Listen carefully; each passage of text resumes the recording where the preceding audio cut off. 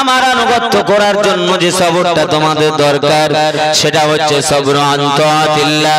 আপনি ওয়াজ শুনবেন সেটাও আপনার সবরের দরকার, নামাজ পড়বেন সবরের দরকার, রোজা রাখবেন সবরের দরকার, হজ করবেন সবরের দরকার, যাকাত দেবেন সবরের দরকার। সবর ছাড়া আপনার কোনো কল্যাণ আপনার জন্য আসবে না ভাইরা। আর কি সবর? মুসিবতে আল্লাহ তাআলার দরবারে সবর করতে হবে। না না না না না, পয়গম্বর হযরত ইউসুফ আলাইহিস সালাতু ওয়াস সালাম তিনি সবর করেছিলেন বাবা। ওই ইউসুফ আলাইহিস সালাতু ওয়াস সালাম তার ভাইরা নিয়ে কুয়ার ভিতরে ফেলে দিয়েছিল। ভাইরা কুয়া থেকে তুলে নিয়ে মিশরের ধনভাণ্ডারের মালিক আল্লাহ তাআলা তাকে বানিয়ে দিয়েছেন। যে ভাইরা ইউসুফ আলাইহিস সালাতু ওয়াস সালামের সঙ্গে শত্রুতা করল, সেই ভাই আজকে মিশরের ধনভাণ্ডারের মালিক হয়ে গেছে। ভাইরা এদিকে খাওয়া পায় না। ভাইরা ইয়াকুব আলাইহিস সালাতু ওয়াস সালাম সন্তানের জন্য কাঁদেন, সন্তানের জন্য চোখের পানি ঝরায়। আল্লাহ আমি ইউসুফকে কত মহব্বত করি, আল্লাহ আমি ইউসুফকে কত ভালোবাসি। সেই ইউসুফ কোথায় গেল? আমি মনে মনে করি ইউসুফ আলাইহিস সালাতু ওয়াস সালাম বেঁচে রয়েছেন। ও ভাইরা, দশজন ভাই ইউসুফ আলাইহিস সালাতু ওয়াস সালামকে কুয়ার ভিতরে ফেলে দিয়ে তানারা একটা দুম্বা জবাহ করেছেন। দুম্বা জবাহ করে তার গায়ে ওই দুম্বার রক্ত লাগিয়ে নিয়ে সন্ধ্যাবেলা কান্তি কান্তি কান্তি কান্তে ইয়াকুব আলাইহিস সালাতু ওয়াস সালামের কাছে হাজির হয়ে বলছে, আব্বা বড় সমস্যায় পড়ে গেছি। আব্বা বলেন কি সমস্যা? আব্বা জিজ্ঞাসা করে বলছে, ছেলেরা কি ব্যাপার? বলছে, আব্বা আপনি যে ভয়টা করেছিলেন না, জাহাবনা নাস্তাবিকু ওয়া তারাকনা ইউসুফা ইউদা মাতাইনা ফাআকুলুহু যিব। আমরা একে অপরে দৌড়াচ্ছিলাম, ইউসুফকে এক জায়গায় বসিয়ে রেখেছিলাম আমাদের সামানপত্রের কাছে। আমাদের সামানপত্রের কাছে বসিয়ে রেখে আমরা দৌড়াদৌড়ি করছিলাম, আর একটা নেকড়ে এসে আমার ভাইকে খেয়ে ফেলেছে। এই দেখেন তার প্রমাণ, জামা কাপড়ে রক্ত সব ভর্তি হয়ে গেছে। আসলে কি ইউসুফের রক্ত নাকি? ইয়াকুব আলাইহিস সালাম নবী ছিলেন। ছেলেদের ডেকে বলছি, ছেলেরা জামাটা আমার হাতে দাও দেখি। জামাটা দিয়ে দেয়া হলো। ইয়াকুবের বুঝতে বাকি রইল না। ছেলেদেরকে বলছে, ছেলেরা যে বাঘ আমার ইউসুফকে খেয়েছে, যে বাঘ আমার ইউসুফকে খেয়ে নিয়েছে, বাঘটা বড় বুদ্ধিমান বাঘ ছিল। বলছে, আব্বা বাঘ বুদ্ধিমান মানে? বলছে, হ্যাঁ বাঘটা খুব শিক্ষিত। কোন স্কুলে পড়েছে তো আমি বুঝতে পারছি না, কোন কলেজ পাঠশালায় পড়েছে হয়তো। বলে, কেন আপনি এমন কথা বলছেন? বলছে, শোনো বাবারা, আমার ইউসুফের গায়ে জামা। বলে, হ্যাঁ আব্বা এটা তো আপনার ইউসুফের গায়ের জামা। বলছে, শোনো এই জন্য বাঘ বড় বুদ্ধিমান। বাঘ কোন স্কুলে পড়েছে আমি জানি না। বাঘে যদি কোনো আমার ইউসুফকে খেত, তাহলে ইউসুফকে খাওয়ার আগে তার জামা ছিঁড়ত। কথা বলেন ঠিক কিনা? তাহলে বাঘ বড় বুদ্ধিমান। এই জন্য বলছি যে বাঘ আমার ইউসুফের জামা কাপড়গুলো খুলে এক জায়গায় রেখে দিয়ে, তাই আমার ইউসুফকে বাঘে খেয়েছে। ও কোন স্কুলে পড়েছে বাঘটা? ও বাঘ কোন স্কুলে পড়েছে? ইউসুফের গায়ে তো জামা ছিল, আঁচড় মারলে তো জামা ছিঁড়বে আগে। কথা বলেন না কেন? তা বাঘ যদি বুদ্ধিমান না হতো তো আমার ইউসুফের জামা কাপড়গুলো খুলে রেখেছে হয়তো, তারপরে খেয়েছে। 10 জন ভাই একেবারে মুখ মলিন করেছে। তো নবীর কাছে ধোঁকা দেয়া চলে বাবা? ও তো ইয়াকুব নবী, ওকে ধোঁকা দিয়ে পারা যাবে? 10 জন ভাই একেবারে চুপ করে গেছে। তাই তো বলছে, শোনো বাবারা, তোমরা যদি তাও বিশ্বাস না করো, আমি সমুদ্রের বাঘেদের কাছে যাব। কে আমার ইউসুফকে খেয়েছে আমি একটু জিজ্ঞাসা করবো। জোরে বলা যাবে না? আর একটু মহব্বতে বলেন, আর একটু চিনলে বলেন সুবহানাল্লাহ। যদি বলেন বাঘ কিভাবে পাড়া দেয়, হ্যাঁ পাড়া দেয়। 1000 বছর মুজাদ্দিদ শাহ সারহান্দি মুজাদ্দিদ আল পেশানি রহমাতুল্লাহ আলাইহি পাঞ্জাবের বুকে যার মাজার রয়েছে বাবা, যারা গিয়েছেন পাঞ্জাবের বুকে তার মাজার দেখতে পাবেন। শাহ সারহান্দি মুজাদ্দিদ আল পেশানি বাদশার আমলে এসেছিলেন। বাদশা আকবরের জামানায় দ্বীনের এই প্রচার চালাচ্ছিল বাদশা আকবর, কিন্তু সেটাকে মুক্ত হস্তে প্রতিরোধ করেছিলেন কে? শাহ সারহান্দি মুজাদ্দিদ আল পেশানি রহমাতুল্লাহ আলাইহি। একবার জোরে বলুন সুবহানাল্লাহ। বাদশা আকবর বলেছিল, রে আমার সারহান্দি, তোকে বাঁচার কোনো সুযোগ দেয়া হবে না, তোকে আমি কেস দিয়ে দিলাম, দিয়ে জেলখানার ভিতরে দিয়ে দিলাম। যে জেলখানার ভিতরে শুধু একজনই থাকবে, যার নাম হচ্ছে শাহ মোহাম্মদ আহমদ সারহান্দি মুজাদ্দিদ আল পেশানি। পাঞ্জাবের বুকে যার মাজার রয়েছে, আজ ভাইরা বাবাজিরা, জেলখানার ভিতরে দেয়া হলো, বড় একটা বাঘ ছেড়ে দেয়া হলো। রে আহমদ সারহান্দি মুজাদ্দিদ আল পেশানি, আমি বাদশা আকবর, তুই আমার আনুগত্য করিস না, আমার বিরুদ্ধে তুই প্রচার চালাস, তোকে আজকে জেলখানার ভিতরে দি বাগে ছিঁড়ে তোকে খাওয়ানো হবে। ভাইরা বাবাজিরা, তাই করা হলো। মুজাদ্দিদ আল পেশানিকে ওই জেলখানার ভিতরে দিয়ে একটা বাঘ ছেড়ে দেওয়া হলো। বাঘ ছেড়ে দেওয়ার পরে বাদশা আকবর মনে করেছিল, এবার তো শাহ সারহান্দি মুজাদ্দিদ আল পেশানি আর নাই, দেখি বাঘে সব তো খেয়ে নিয়েছে, হাড়গুলো পড়ে আছে, গিয়ে দেখি জেলখানার ভিতরে উকি মেরে দেখছে বাঘ খাওয়া তো দূরের কথা, শাহ সারহান্দি মুজাদ্দিদ আল পেশানির খেদমতে বাঘ রত রয়েছে। আর একটু জোরে বলা যাবে না? বলে, আমি বাঘেদের জিজ্ঞাসা করবো আমার ইউসুফকে না বলে গেল কেন? আমার তো বলে খেতে পারতো, রান না বলে তো খাবেই না। বাঘের এত পাওয়ার নেই যে আমার ইউসুফকে খাবে। ইয়াকুব আলাইহিস সালাতু ওয়াস সালাম 10 জন ছেলেদেরকে নিয়ে জঙ্গলের ভিতরে ডেকে বলছে, এই বাঘের দলরা, তোরা কে আমার ইউসুফকে খেয়েছিস? সাথে সাথে বাঘ নিচু হয়ে এসে বলছে, ওগো আল্লাহর পয়গম্বর, আমরা কেউ খাইনি আপনার ছেলেকে, আপনার অন্য ছেলেরা মিলে তাকে কুয়ার ভিতরে দিয়ে দিয়েছে। বাঘ কথা বলে। ইউসুফ আলাইহিস সালাতু ওয়াস সালাম ভাইরা, তার ইতিহাস বলতে গেলে অনেক সময় দরকার। সূরা আল ইমরানের 200 নম্বর আয়াত আমি পাঠ করেছি, তার সবরের বিষয়টা আমি বলতে চাইছি আপনাদের কাছে। হযরত ইউসুফ আলাইহিস সালাতু ওয়াস সালামকে ভাইরা কুয়ার মধ্যে ফেলে দেবেন বাবা। ইউসুফের পায়ে দড়ি বাঁধা হলো, হাতে দড়ি বাঁধা হলো, মাঝখানে ফেলে দেওয়া হবে। ইউসুফ বলছে, রে ভাইরা, আমাকে এমন ভাবে বাঁধাবাঁধি করছো কেন? আমাকে এমন ভাবে নিয়ে যাচ্ছ কেন? বলে, শোন, আমার বাপ, আমার আব্বাজান, আমাদের আব্বাজান আপনাকে বেশি ভালোবাসে, আমাদের ভালোবাসে না, তাই আজকের দিনে তোমাকে কুয়ার ভিতরে দেব। আমাদের আব্বাজান আমাদের মহব্বত করবে, ভালোবাসবে, এই জন্য কুয়ার ভিতরে ফেলে দেওয়া হবে। ইউসুফ আলাইহিস সালাতু ওয়াস সালামকে প্রথমত কুয়ার ভিতরে ফেলতে যাইছে, ইউসুফ আলাইহিস সালাম আবার আসে কামড়ে উঠে গেল। ভাইদের মা দুই বলছে, ভাইরা আমাকে ফেলো না, কুয়ার ভিতরে ফেলো না ভাইরা, আমি আর কোনোদিন হয়তো তোমাদের সঙ্গে আর কোন রকম সমস্যা করব না। ইউসুফ আলাইহিস সালামের রোনাজারি আর শুনলো না, কান্না তারা মানলো না। 10 ভাই দড়ি বেঁধে মাঝখানের ভিতরে দিয়ে দিচ্ছেন। ইউসুফ আলাইহিস সালাতু ওয়াস সালাম একেবারে মাঝখানে ফেলে দেয়া হলো। আল্লাহ তাআলা জিবরাইলকে ডেকে বলছে, জিবরাইল তুমি কোথায় আছো? আল্লাহ, আমি সপ্তম আসমানে আছি। আল্লাহ, আমি সপ্তম আসমানে আছি। আল্লাহ বলছেন, তাড়াতাড়ি যা, তাড়াতাড়ি চলে যা। আমার ইউসুফ আলাইহিস সালাতু ওয়াস সালামের গায়ে একটা মাদরি রয়েছে, যে পোশাকটা হযরত ইব্রাহিম আলাইহিস সালাতু ওয়াস সালাম দিয়েছিলেন।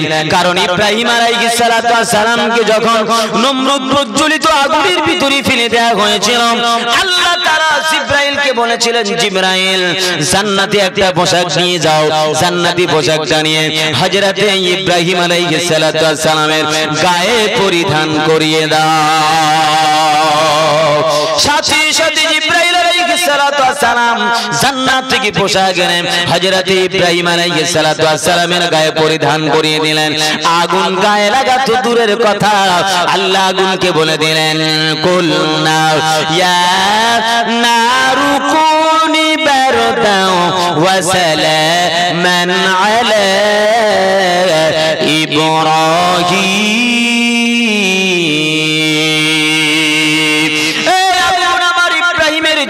শীতল ঠান্ডা হয়ে যাও, সাথে সাথে আগুন ঠান্ডা হয়ে গিয়েছিল বাবা। ওই যে পোশাকটা হযরত ইব্রাহিম আলাইহিস সালাম ছোট করে সুন্দর করে তিনি গুটিয়ে নিয়ে ইয়াকুব আলাইহিস সালামকে দিয়েছিলেন। ইয়াকুব আলাইহিস সালাম পর্যায়ক্রমে ইউসুফ আলাইহিস সালামকে দিয়েছিলেন। ইউসুফ আলাইহিস সালাম গলায় রেখেছিলেন সেই জান্নাতি পোশাকটা, মাদলি হিসাবে রেখেছিলেন। জিবরাইলকে বললেন জিবরাইল তাড়াতাড়ি চলে যাও, ইউসুফ আলাইহিস সালামের গোলা থেকে মাদলিটা নয় তো বরং জান্নাতি পোশাকটা খুলে হযরত ইউসুফ আলাইহিস সালামকে পরিয়ে দাও। সাথে সাথে পরিয়ে দেওয়া হলো কুয়ার পানি, কুয়া ভর্তি পানি, অথচ ইউসুফ আলাইহিস সালামের কোনো সমস্যা হয় না। বাঁচিয়েছেন কে? আর একটু জোরে বলা যাবে না? তা কুয়ার ভিতরে যদি ইউসুফকে আল্লাহ বাঁচাতে পারে, তো আল্লাহ তার মুমিন বান্দাদের এনআরসি থেকে বাঁচাতে পারে না? এতটুকু বিশ্বাস হয় না? না মোদী সরকার বের ফেল দেবে? হ্যাঁ, ইমান তো মোদী সরকার নিয়ে নিল, ইমান হাসে আর কোথায়?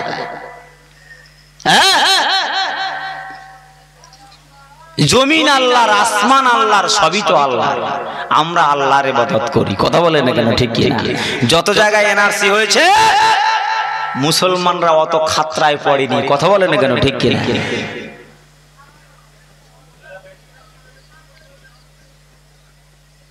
আবু জেহেল জানেন, নাম শুনেছেন? কার জন্য কুয়া খুলেছিলেন বলেন তো? পড়েছে কে? দেখেছেন তো? ও তো ইতিহাস খুললে পাওয়া যাবে। যে যার গাড্ডা খোলার জন্য প্রস্তুতি না, সে নিজেই গাড্ডায় পড়বে, কথা বলেন না কেন? ঠিক কি না? তোমার এত শক্তি কিসের? জনগণের সমর্থন। জনগণের সমর্থন নাই, তুমি চিৎপটাং হয়ে যাবে, কথা বলেন না কেন? ঠিক কি না? জনগণই তো সব কিছু করতে পারে। মমতা সরকার একটা মেয়ে ছেলে, ওর অত শক্তি আছে? কিসের শক্তি বলেন তো? জনগণের সমর্থনের শক্তি, কথা বলেন না কেন? ঠিক কি না? সমর্থন নেই, শক্তি নেই, কিছু নেই, মাছিও আসবে না, মশাও আসবে না। কি কথা ঠিক কি না? বলে জনগণকে নিয়ে সব কিছু।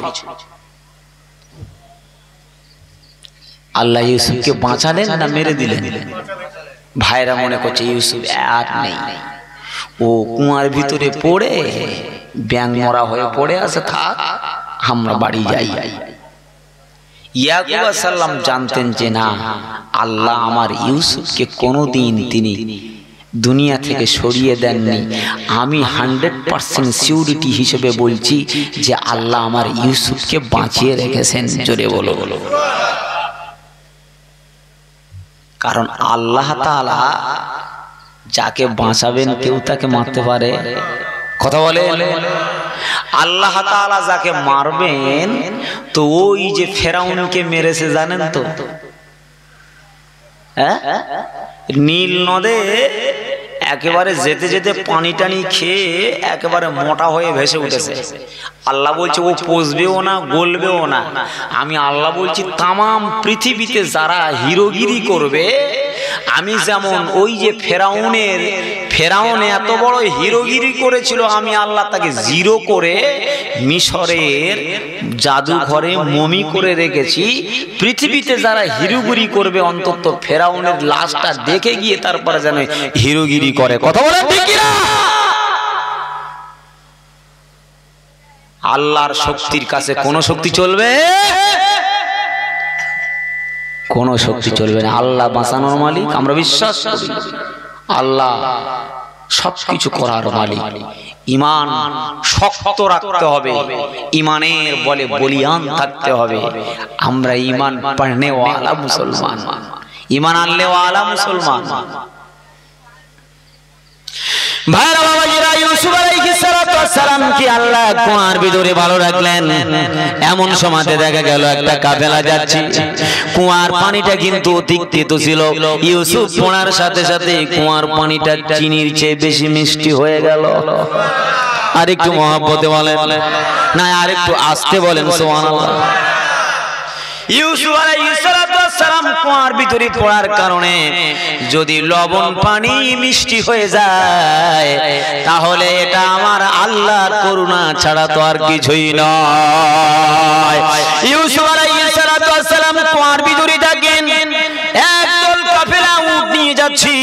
আল্লাহ তাআলা উটগুলোকে বলে দিয়েছে, রে উট, আজকের দিনে তোরা ওই জায়গায় চলে যাবি যে কুয়ার ভিতরে আমার ইউসুফ পড়ে আছে।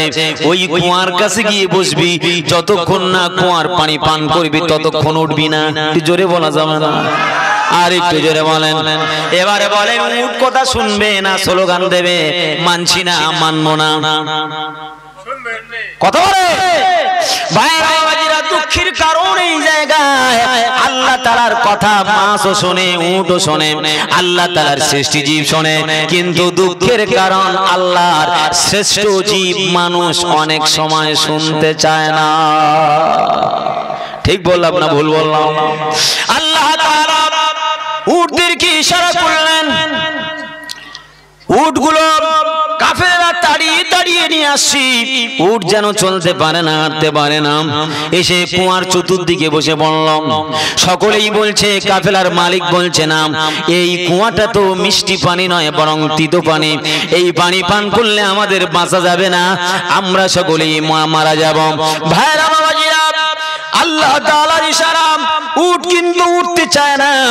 একজন বলছে, মালিক একবার অন্তত দেখা যাক, কুয়ার পানিটা একটু তুলে দেখি মিষ্টি পাওয়া যায় কিনা। ভাইরা একজন বালতি নিয়ে গিয়েছে, প্রথম বালতি দিয়েছে, পানি উঠেছে, পান করে দেখে মধুর চেয়ে বড় মিষ্টি হয়ে গেছে। জোরে বলেন সুবহানাল্লাহ। যখন পানি সকলেই খাওয়ার জন্য পাগলা হয়ে গেল, আবার বালতি ফেলেছে। আল্লাহ জিবরাইলকে বলছে, জিবরাইল চলে যা, ইউসুফকে বালতির ভিতরে ঢুকিয়ে দে। একটু জোরে বলুন না সুবহানাল্লাহ। ইউসুফ আলাইহিস সালাম কি ওই বালতির উপরে দিয়ে দেওয়া হলো, ইউসুফ আলাইহিস সালাম কি তুলে নেওয়া হলো। ইউসুফের মুখের দিকে তাকিয়ে দেখছে, বলছে, হাযা লাইসা বাশারি হাযাল মালাক, এ দুনিয়ার কোনো মানুষ নয়, এ যেন আল্লাহর ফেরেশতা। আল্লাহ তাআলা ইউসুফ আলাইহিস সালাম কি तमाम পৃথিবীর অর্ধ সৌন্দর্য দান করেছিলেন। পৃথিবীর মাঝে সবচেয়ে সুন্দর রমণী যেখানে রয়েছে সেটা হচ্ছে মিশরীয় রমণী। মিশরীয় মহিলাদের চেয়ে পৃথিবীতে আর কোন জায়গায় এত সুন্দর মহিলা পাওয়া যায় না। ভাইরা বাবাজিরা, হযরত ইউসুফ আলাইহিস সালাম ওই কুয়া থেকে তাকে তুলে নেওয়া হলো, ইউসুফ আলাইহিস সালামকে নিয়ে যাওয়া হলো, মিশরের বাজারজাত করা হবে, বাবা বিক্রি করে দেওয়া হবে, মিশরের বাজারে বিক্রি করা হবে। হযরত ইউসুফ আলাইহিস সালামকে, হযরত ইউসুফ আলাইহিস সালামকে বাজারে তোলা হয়েছে। একজন বুড়ো মহিলা ইউসুফকে কেনার জন্য লাঠি ঠুকে ঠুকে যাচ্ছে। কাকে কিনবে? জোরে বলেন, কাকে? ইউসুফকে কিনবে রাজা বাদশা। তুমি যাচ্ছ বুড়ি মহিলা, ক টাকা আছে তোমার? বলছে, আরে আমি নিয়ত করে ফেলেছি ইউসুফকে কিনবো, আমি নিয়ত করেছি ইউসুফকে কিনবো। কিনতে পারবো কিনা জানি না, তবে নিয়ত করে বেরিয়েছি। আল্লাহ যদি আমাকে ইউসুফের খরিদ্দার হিসাবে কবুল করে নেয় তাহলে আমি আল্লাহর কাছে সাকসেস হয়ে যাব। আর একটু মহব্বতে বলেন না সুবহানাল্লাহ। এখানে কেউ জলসার নিয়তে এসেছে, কেউ বিনা নিয়তে এসে বসে গেছে। কথা বলেন না কেন, ঠিক কিনা? তো আল্লাহ তাআলা এই জায়গায় বসার কারণে যারা নিয়ত করে এসেছে তারাও যেমন পর্যায়ে, যারা বিনা নিয়তে এসেছে তারা তেমন পর্যায়ে আল্লাহ কবুল করে নেবেন।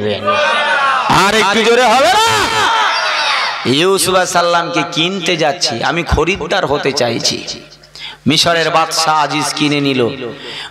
জুলাইখার কাছে গিয়ে বলছে, জুলাইখা, আমি তোকে তোমার জন্য আমানত রেখে দিলাম। এবার আমি ওই কথাই বলবো। কোন কথা? সবরের কথা, সবরু আন তাআতিল্লাহ, সবরু আন মাসিয়াতিল্লাহ, মুসিবাতিল্লাহ। ইউসুফ আলাইহিস সালামের উপরে এবার মুসিবত আসছে। ইউসুফ আলাইহিস সালাম ওই মুসিবতে সবর করবেন যে সবরের কথা আল্লাহ সূরা আল ইমরানের 200 নম্বর আয়াতের 3 নম্বর সবরটা বলেছেন, সবরু আন মুসিবাতিল্লাহ। এবারে ইউসুফের প্রতি মুসিবত আসবে কিভাবে? হযরত ইউসুফ আলাইহিস সালাতু ওয়াস সালাম তাকে কিনে নিয়ে মিশরের বাদশা আজিজ জুলাইখার কাছে নিয়ে গিয়ে বলছে, জুলাইখা আমার বিবি, এই নাও তোমার জন্য একটা গোলাম নিয়ে এসেছি। গোলামের সঙ্গে তুমি সৎ ব্যবহার করো, ভালো ব্যবহার করো। ইউসুফ আলাইহিস সালাতু ওয়াস সালামের দিকে তাকিয়ে জুলাইখার হয়ে গেছে। আহারে, পৃথিবীতে সৌন্দর্য মানুষ থাকে, আল্লাহ তাআলা যে ইউসুফ আলাইহিস সালামকে সৌন্দর্য দিয়েছে, তাম পৃথিবীর অর্ধ সৌন্দর্য আল্লাহ দিয়েছেন। জোরে বলুন সুবহানাল্লাহ। যে ইউসুফ আলাইহিস সালাতু ওয়াস সালাম মিশরের ওই রাজবাড়িতে তিনি থাকতে শুরু করেন। জুলাইখা ইউসুফ যখন একটু বড় হয়েছে, জুলাইখা বলছে, ইউসুফ তুমি আমার সঙ্গে প্রেম বিনিময় করো, আমি তোমাকে মহব্বত করি, ভালোবাসি। ইউসুফ আলাইহিস সালাতু ওয়াস সালাম বলেন, মাআযাল্লাহ, এটা আমার দ্বারাই সম্ভব নয়। আপনি হলেন আমার মালিক, আমি হলাম আপনার বাদী। না না না, এটা কখনোই সম্ভব হয় না। ইউসুফ আলাইহিস সালাতু ওয়াস সালামকে বারবার প্রস্তাব দেয়। হযরতে ইউসুফ কোনদিন তিনি মেনে নিতে চায় না। মায়েরা, বোনেরা, ও জন যুবক বেটিরা শুনে রেখে দেন, জেনে রেখে দেন, আল্লাহ তাআলা বলেছেন, মান ইক্তিদা বি ইউসুফ আলাইহিস সালাতু ওয়াস সালাম। আল্লাহ তাআলার নবী বলেছেন, যারা ইউসুফ আলাইহিস সালাতু ওয়াস সালামের এই কাজ অনুকরণ করবে, এই পথ এই মত অনুসরণ করবে, কিয়ামতের দিনেতে আল্লাহ তাআলা তার মাথায় আরশের ছায়া নসিব করবে। যদি কোনো ছেলে গুনাহের জন্য ডাক দেয়, যদি কোনো মহিলা গুনাহের জন্য ডাক দেয়, আপনি ইউসুফের কথা আপনি মনে করবেন, ইউসুফের কথা মনে করে আপনি ফিরে আসবেন। কিয়ামতের দিনেতে আল্লাহ তাআলা ইউসুফ আলাইহিস সালাতু ওয়াস সালামের সঙ্গে একই সঙ্গে আল্লাহ দয়ার জান্নাত দেবে। গুনাহ থেকে বাঁচতে হবে আপনাকে। সবরু আন মাসিয়াতিল্লাহ, গুনাহ থেকে বেঁচে থাকার নাম হচ্ছে সবর, আর ওই সবরের নাম হচ্ছে সবরু আন মাসিয়াতিল্লাহ। মাসিয়াতুন মানে গুনাহ, গুনাহ থেকে বেঁচে থাকবে। ইউসুফকে জুলাইখা বারবার গুনার দিকে আকর্ষণ করে ডাকে। ইউসুফ বলছেন, মাআযাল্লাহ, আমি আল্লাহর কাছে ক্ষমা চাই, আমি এমনটা করতে পারি না। জোরে বলেন না সুবহানাল্লাহ।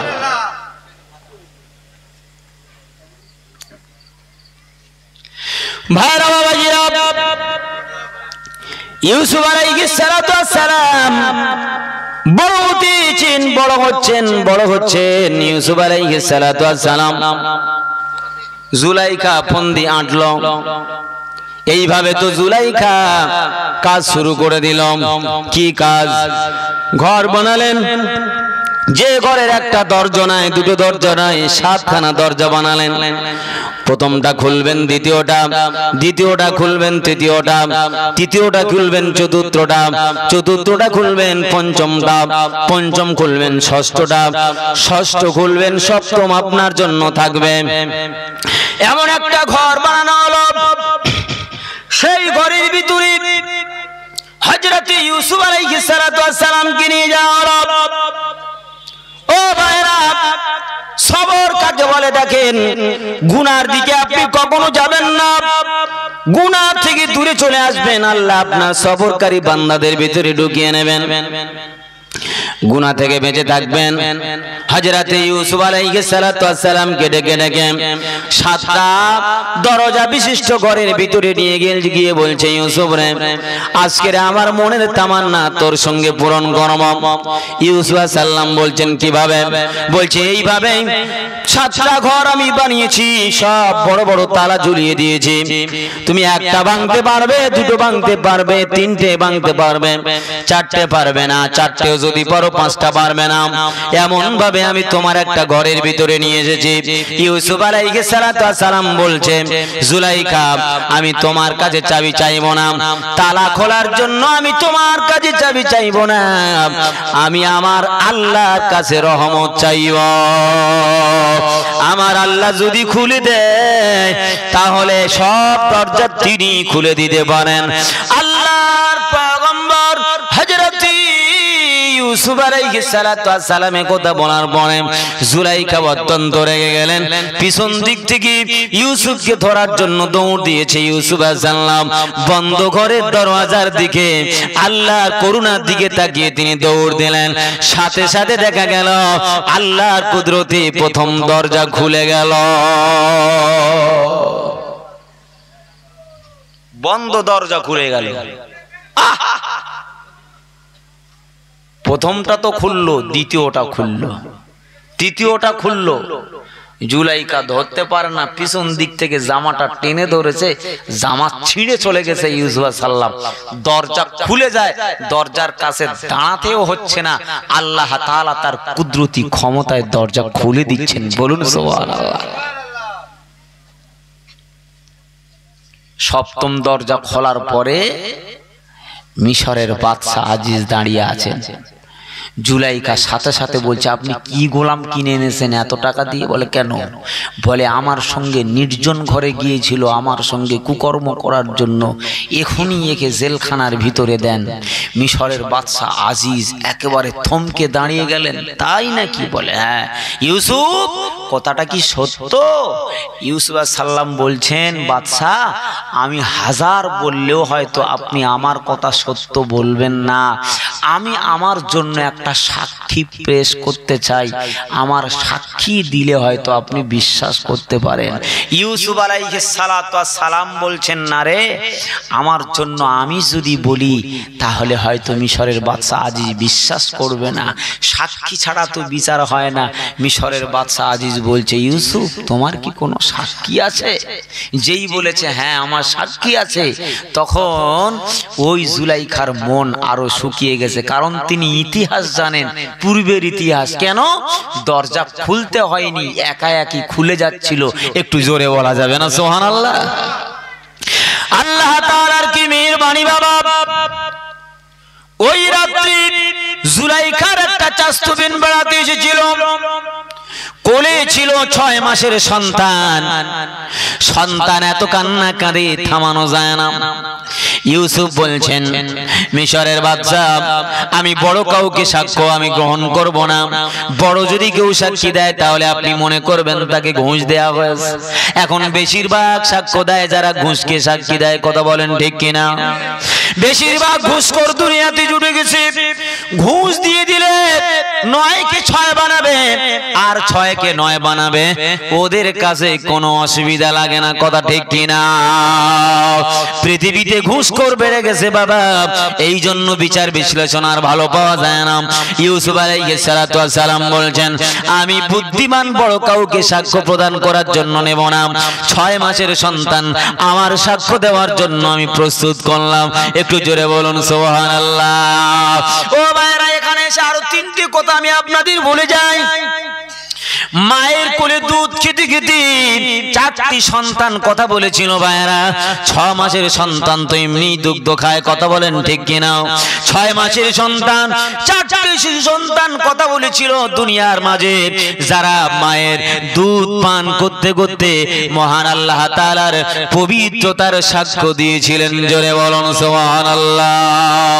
তার মধ্যে ইউসুফ আলাইহিস আলাইহিসসালাতু ওয়াসসালামকে সাক্ষ্য দিয়েছিল যে ব্যক্তিটা ভাইয়েরা বাবাজিরা 6 মাসের সন্তান ইউসুফ আলাইহিস সালাম বললেন ওগো আমার বাদশা আজিজ আমার পক্ষে সন্তান সাক্ষ্য দেবেন সন্তানকে কাছে ডেকা হলো সন্তান এত কান্না কাঁদে ইউসুফ আলাইহিস সালামের কাছে নিয়ে যাওয়ার ফলে সাথে সাথে সন্তানের কান্না বন্ধ হয়ে গেল আর একটু জোরে হবে না একটু তাকবীর হবে না নারে তাকবীর একটু ঘুম ছাড়িয়ে তাকবীর দেন নারে তাকবীর আল্লাহ তাআলার কি কুদরত কি করুণা ছোট 6 মাসের সন্তান ইউসুফকে লক্ষ্য করে বলছে ইউসুফকে লক্ষ্য করেছেন দুজনাই যেন কানাকানি কথা বলতে শুরু করেছে ইউসুফ বলছে ওগো 6 মাসের সন্তান সাক্ষ্য দেন আমি দোষী না জুলাইকা দোষী বাচ্চা 6 মাসের সন্তান মিশরের বাদশা আজিজকে ডেকে বলছে আমি নিজেই আমি বিচার করব না বিচার করবেন আপনি আমি কেবল পদ্ধতি বলে দেব কি জোরে হবে না সুবহানাল্লাহ আর একটু জোরে বলেন সুবহানাল্লাহ পদ্ধতি বলে দেব আপনি সেই পদ্ধতিতে বিচার করবেন কে দোষী না দোষী আপনি বুঝতে পারবেন ছোট্ট 6 মাসের সন্তান বলছে কিভাবে পদ্ধতিটা বলে দেয়া হবে বলে এই পদ্ধতিটা বলে দিচ্ছে আপনি শুনেন ইউসুফকে লক্ষ্য করে দেখেন ইউসুফের যদি সামনের দিকের জামা ছেঁড়া হয় তাহলে ইউসুফ দোষী বলে পরিগণিত হবে আর ইউসুফের পিছন দিকের জামা যদি ছেঁড়া হয় তাহলে আপনার বিবি জুলাইকা দোষী হবে ছোট সন্তান শিশু সন্তান কাউকে তিনি ইন্ডিকেট করে বললেন না বিচার করার পদ্ধতি একটা আজিজকে শিখিয়ে দিলেন জুলাইখার মন খারাপ